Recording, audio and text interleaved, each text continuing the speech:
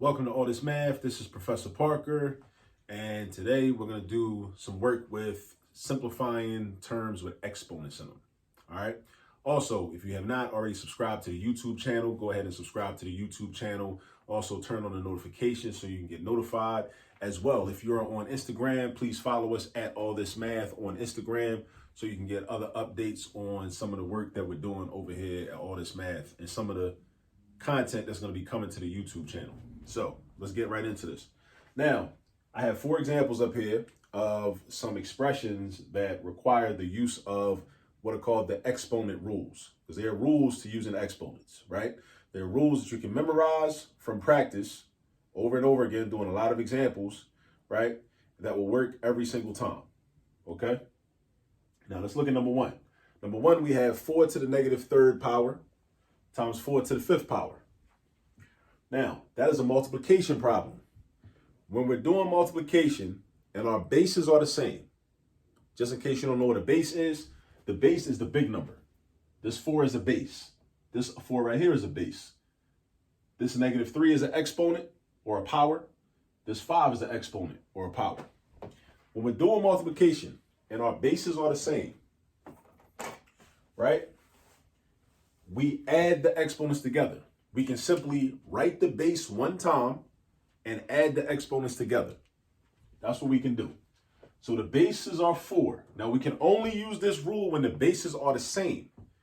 This is a 4 and this is a 4. If this was a 4 and this was a 7, we would not be able to use this rule. Be clear. We would not be able to use this rule. If this was a 4 and this was a 7, we would not be able to use this rule. But because the bases are the same, we can use the multiplication rule for exponents. So what I do is this. I write the base one time and then I add the exponents. So I basically do negative 3 plus 5. Now, in order to use the multiplication rule, you have to know how to add and subtract positive and negative numbers. Because sometimes your exponents are going to be negative. Sometimes it's going to be positive. But you need to know how to do that type of addition. So, and if you need to brush up on your skills on how to add and subtract positive and negative numbers, I got a video for that. Check the page. I got a video. I got content on that too. All right. Now, negative 3 plus 5. Imagine where negative 3 is on the number line. Whenever you add, you move to the right on the number line. So that means you will move 5 spaces to the right from negative 3. 5 spaces to the right from negative 3 leaves you at positive 2.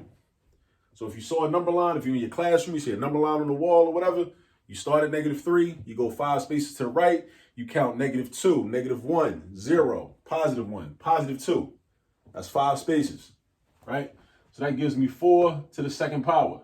Now 4 to the 2nd power means 4 times 4, which is 16. Keep in mind, 4 to the 2nd power does not mean do 4 times 2. It does not mean 4 times 2. It means 4 times 4. And 4 times 4 is 16. You are not doing 4 times 2. 4 to the 2nd power means you're going to create a multiplication sentence, and the number 4 is going to be written that many times. The base is going to be written that many times. The exponent tells you in your multiplication sentence, how many times should your base be written? It should be written twice. So we have 4 times 4, which is 16.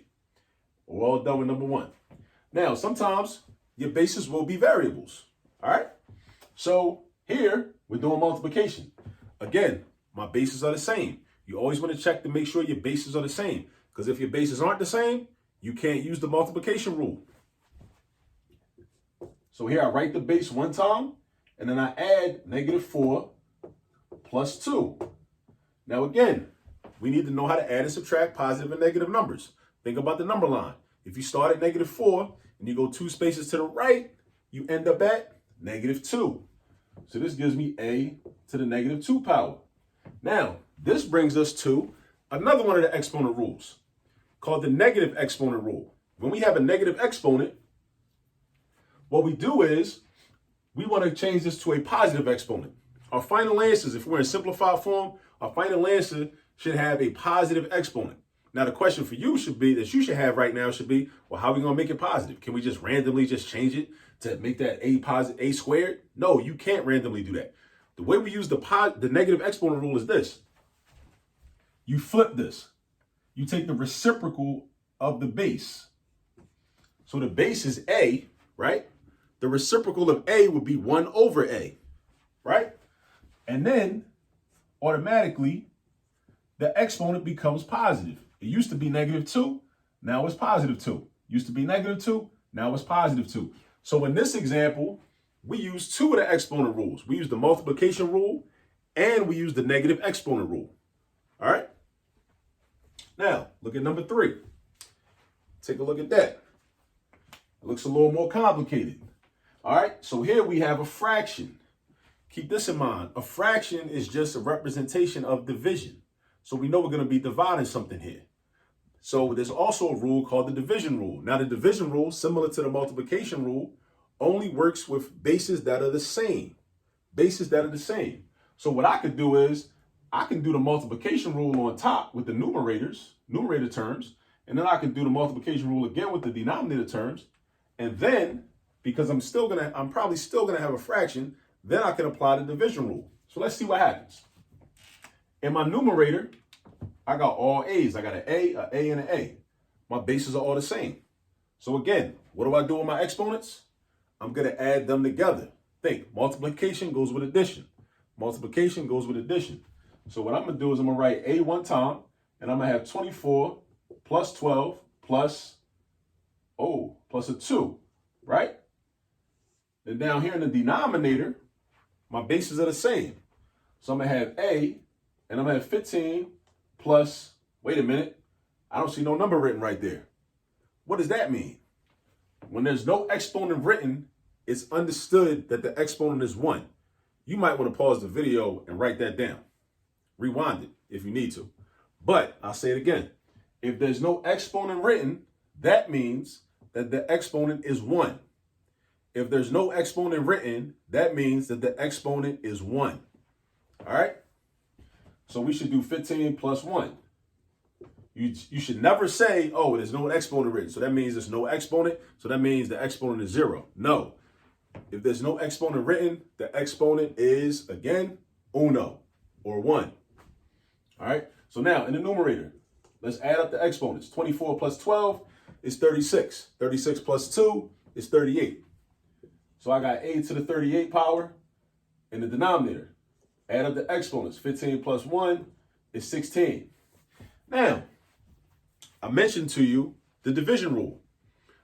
In the division rule, instead of adding the exponents together, we will subtract the exponents.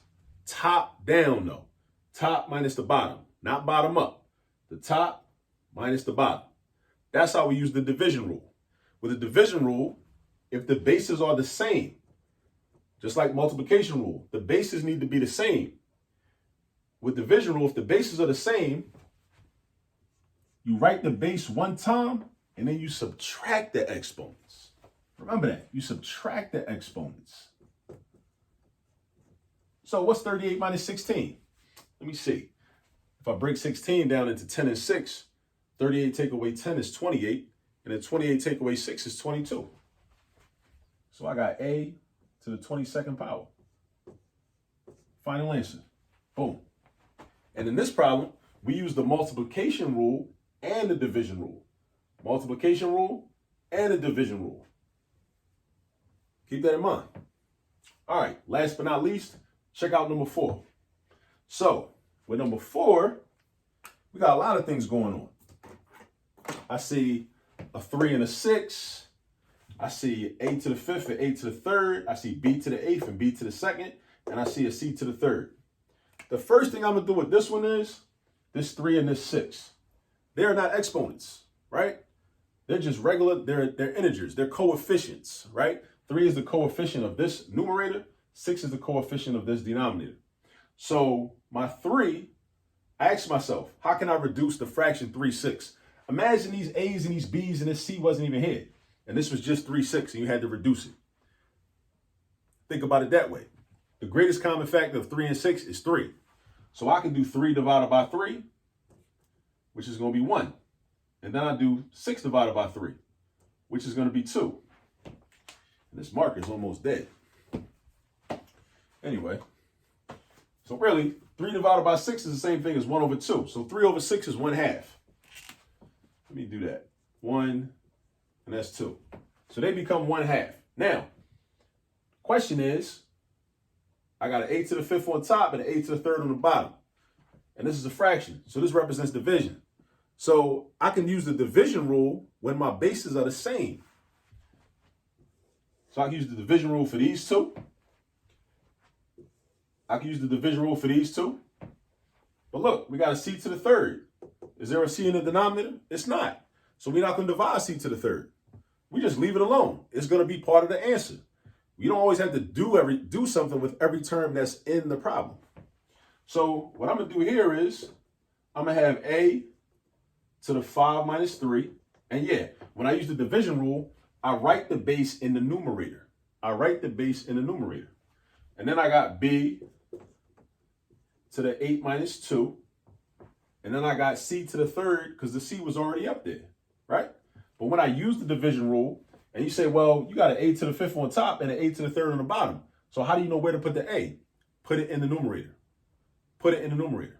That's where you put it. That's how you know. Because we're going to treat it like it's a whole number, right? We're going to treat it like it's a over 1, or just a. A to the 5 minus 3 power, b to the 8 minus 2 power, and then c to the 3rd. Now, what goes in the denominator? The only thing that's left is the 2. Now, if you wonder, where'd the 8 to the 3rd go? The 3 is being subtracted from 5. Where'd the b to the 2nd go? The 2 is being subtracted from 8. That's where they went. So now we got to simplify. 5 minus 3 is 2. So that's a squared. 8 minus 2 is 6. So that's b to the 6th. C to the 3rd, we don't even do nothing to it. It's just there. It's just part of the answer.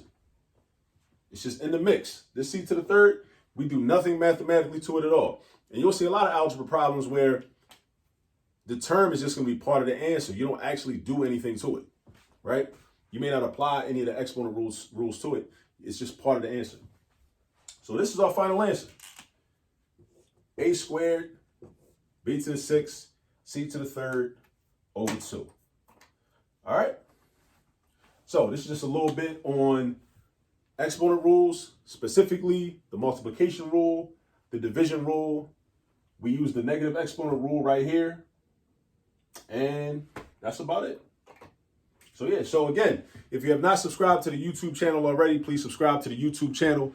Please turn on the post notifications. And if you feel like you gained something from this video, please hit the like button so that, you know, the algorithms will start to put these videos out more readily. All right. And if you gained something from this video, please share it with somebody. Send it out to one of your friends. All right. So they can learn this stuff too. And as always, do remember that there's all this math all around you.